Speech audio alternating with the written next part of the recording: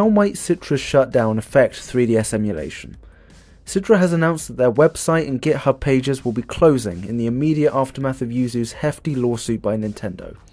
Earlier today, Nintendo Switch emulator Yuzu were fined over £2 million by Nintendo, and their download pages were promptly shut down and the web domain was handed over to Nintendo to be terminated. Yuzu also put out a message saying that all contributions to their closest partner Citra, the pioneers of 3DS emulation, would cease as well. Within the hour, while we were still processing Yuzu's shutdown, which is an incredibly high-profile event, Citra announced that their website and GitHub pages would be closing down as well.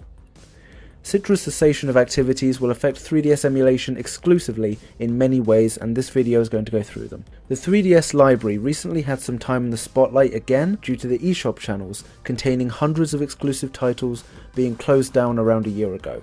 If you hadn't purchased these exclusive titles, such as the original Pokemon Sun and Moon demo, which is the only way to attain Ash Greninja, they can now no longer be played.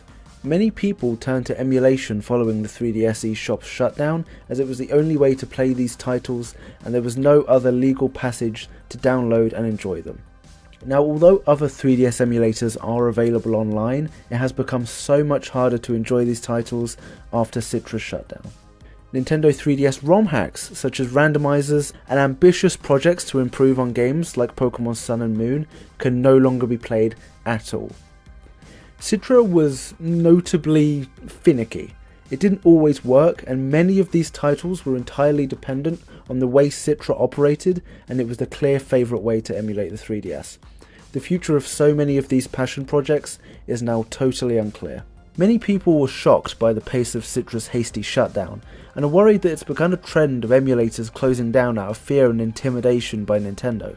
Yuzu's alternative Ryujinx, I hope I'm pronouncing that correctly, is now believed to be the next target of Nintendo. Furthermore, actually, Citra's shutdown could decrease current emulation activity in general, be it for current generation systems which currently don't have working emulators, or updating emulators that are barely functional at the moment, and that's due to a threat of legal action by Nintendo.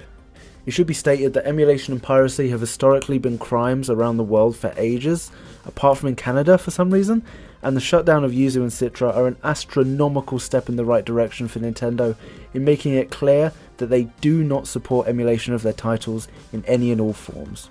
It's unknown currently if the modding community and homebrew developers have been deterred by this legal action of Nintendo today, and in the wake of these high-profile shutdowns, many will be turning their attention to the console with the largest burgeoning emulation community, the Nintendo Wii.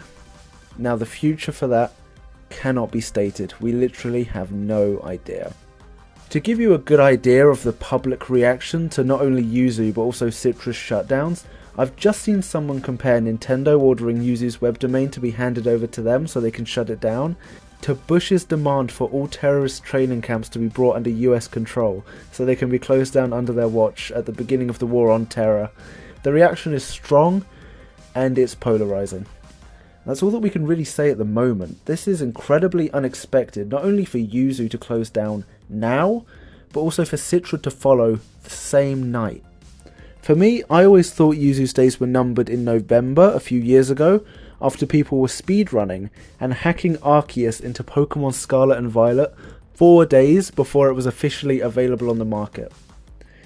As well as that, I think the most famous example of Yuzu being used for, as the team say, an improper use, was Tears of the Kingdom having 1 million pirated copies at the time of its release, which is an unbelievable loss of profit for Nintendo, and the £2 million fine inflicted on them is just a drop in the ocean. Whatever the future holds, we have no idea, but I'm gonna keep a close eye on this because this is completely, totally unexpected.